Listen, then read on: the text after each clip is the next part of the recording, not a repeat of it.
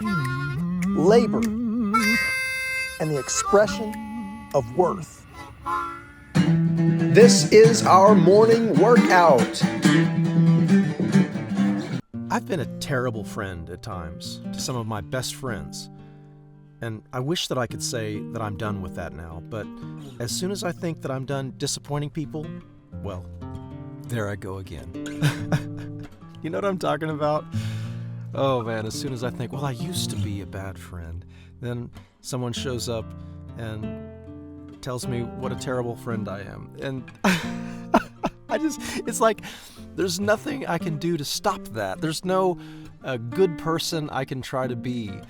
Apparently, I'm always going to disappoint people, and people are always going to disappoint me. Thank God for forgiveness, because without that, I get caught in those disappointments. And that attachment, that getting caught in things, is something I can't afford to do. Also, my best friends are the folks that seem to have hurt me the deepest. Isn't there an archetypal story in that? A universal tale? The story of betrayal by a friend. Judas betrayed Jesus for 30 silver coins and then a kiss. Peter swore that he wouldn't turn his back on the one we call Lord. Footage of me walking into the garden. Take 2. Okay, for realistic. In fact, betrayal is at the very heart of the gospel story. The story of how neither church or state can see the Son of God, establishments, institutions, and particularly from our vantage points, from our positions within these establishments, these positions that we hold blind us to true love when it finally arrives. Even as the people were waiting for the one they called Messiah, they were unable to see him when he showed up. And that's not anti-Semitism, it's a story of humanity. Jesus instructed the rich young man to sell his possessions and give to the poor. Did that young man walk away empowered or brokenhearted, or both? This is our choice: to give all and follow, or walk away from the one who shows us the way. Morpheus, in the movie The Matrix, asked Neo to choose between the red pill and the blue pill. The blue pill would return him to his place in the illusion. The red pill would reveal to him the cold and metallic reality of the suffering remnant of humans who continued to struggle against the artificial intelligence which was drawing their power from his people as if they were battery packs. Thank you. 2 of the best words we can ever learn. But AI, in that archetypal tale, as told by the Wachowski brothers and released in 1999, the same Wachowskis who have both ironically switched their binary symbol from a 1 to a 0, or is that a 0 to a 1? Has there been a universal decision on the gender of 1s and 0s yet? Anyway, yes, that archetypal savior story that came from the Wachowskis, Neo, the One, and Morpheus, the one who cries in the wilderness, preparing our hearts for the Messiah, like John the Baptist. What do you know about initiation ceremonies, red pill, blue pill moments? A binary decision along a chronological timeline which leads either back to the relative safety of the life you know or into the great and terrible unknown. Initiations, rites of passage. How do you like to describe these tribulations? Have you ever chosen the red pill? What's it like to choose the blue pill? Neo, it seems, knew way too much to go back.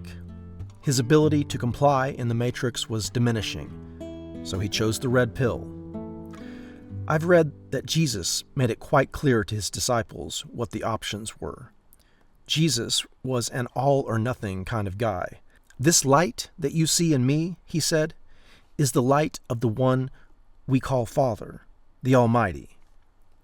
When you look into my eyes, you are staring into the void, the ineffable, the unspeakable. That's why I speak in parables, so you can understand me one day. Labor and the expression of Jesus was the one who asked us to devote ourselves to the one, and according to the establishment, he was a madman, a demon-possessed madman who was leading people astray, as he also posed a significant annoyance to the colonizers of the time, Rome, that greatest of empires who would soon appropriate Jesus' message to serve their own tyrannical agenda. Does that sound familiar? Isn't it fascinating how the message gets passed down in so many mysterious ways? How many different ways can we turn our own liberation into an oppressive expression? Into just how many different sects of love can we segregate? How many otherings and dehumanizing genocides will it take before we understand how ridiculous we have been? That kind of attention to the divine nature, to the eternal gaze, as I understand, we do it in community, that it is enhanced as the one that is arising from within us. Now we see it manifest out there. So that's what I see, and I see the light in you, my friend. You are that one today in this life. Thank you. How many more Gazas? How many more Ghanas? How many more Vietnams and Afghanistans? How many more civil wars? How many more strong men must the people endure until we all come to the end of ourselves? No one makes the jump the first time. That's what they said as Neo entered into a crucial stage of his training. What might it look like for us today to experience salvation? Is there any hope for our world gone mad? Is there a higher vibration, a loving frequency to which we may tune ourselves? If so, what would that look like? What would that feel like? Might we, you and I, discover together a deeper, more nuanced and rich way of coming together? Could we, if we chose to shine like a light in the world, is there possibly a greater intelligence that might arise in us if we began to assemble in groups of 12 or 6 or 3 or 2 or 70? Can you imagine what 70 truly surrendered souls might witness together? I know you are out there. I believe that my search for you is evidence that you exist, that we exist. I believe that we've already been praying for one another. Our lives have been prayers for one another. We are assembling. And I am. I seen the light in you, my brothers and sisters. Come on. Jesus did not come for those who are well adjusted to this world. The Spirit reveals itself to those who are equally disillusioned and ready for surrender. In other words, those who are ready to die. Those who are willing to be baptized and burned away in the fire. Those who have exhausted themselves. Those who, as my friend Jimmy says, are out of good ideas. I have exhausted myself on many different occasions, in many different seasons, and through many avenues of practice. Every exhaustion is a coming to an end, a death. And if we choose to tune in, we may come to understand that at every death, we are offered a resurrection. And all this is very natural, just as natural as our ability as symbolic language creatures to tell stories, archetypal stories, superhero stories, stories of gods and goddesses and demigods and demons. There is a story that I read which began to introduce these death and resurrection cycles to me. These stories became enriching to me when I was a young man. These stories of the one, Neo, who came to set us free. The story of the one who was trying to help us to understand our true identity. Even if we die like a criminal, he showed us, we are not obligated to give away our innermost power. No one can take our love from us. It is the greatest and most impossible feat of which I've ever heard, to hang on a cross without becoming a victim. Oh, and even once we've received this message, we may find 1,000 ways to make ourselves a false martyr. Oh, the terror of self-pity and victimization. Some of us were born deeply embedded in these fearful, shame-based systems. One might say that every world system has been born of the fall. all those cruel forms of punishment that we are capable of imposing upon one another in the name of our own desperate nature, in the name of God. In this light, we may see the struggle of the Israelites enslaved in Egypt as our own struggle. Lost more than found. Even once we have passed through the Red Sea, parted by Moses, we wander for generations, lost in our own epic struggle to find our promised land. We were taught to sing for the risen King, but from that throne we fell. They said we would never make it.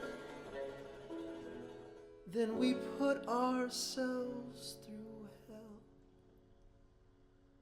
This song is for hurting people everywhere who seek a voice. This song is for the children who really had no choice. We grew up right there, and that is where we started. We were taught to believe the Red Sea literally parted. This song is for those who have hated and found a turnaround. This song is for all the people who are lost more than are found. We may come to see how we project our own shadow onto the name of God. The human condition, our struggle now for real estate, ownership, a safe place to rest our head. Here's a different idea. Okay, that's new for me. In the last video, I said that the medicine from Big Pharma is no good. I do not mean to dishonor anyone else's path if the medicine from Big Pharma is working for you. However, for some of us, that journey was not a good journey, right? We went on the journey. We said yes. We agreed several times, possibly, in my case. But no, there is not enough wisdom, not in that system. So, if we said yes to the medicine, and the systems that be are not sufficient for our healing, what is the next step? One, Well, 2, 3. This is the beginning of the medicine man and the psychotropic cocktails conversation. I believe the business of music is music itself. And although this belief sometimes it puts me on a shelf, I think I'll keep believing, cause that's what's taken me this far. Although I admit sometimes I wake up grieving the death of my inner rock star. But I've seen the ones who hunger for fortune and for fame. They put the cart before the horse in their own holy name. They forget to learn the fundamentals and they disrespect their art. Running round the nation, horses trampling carts.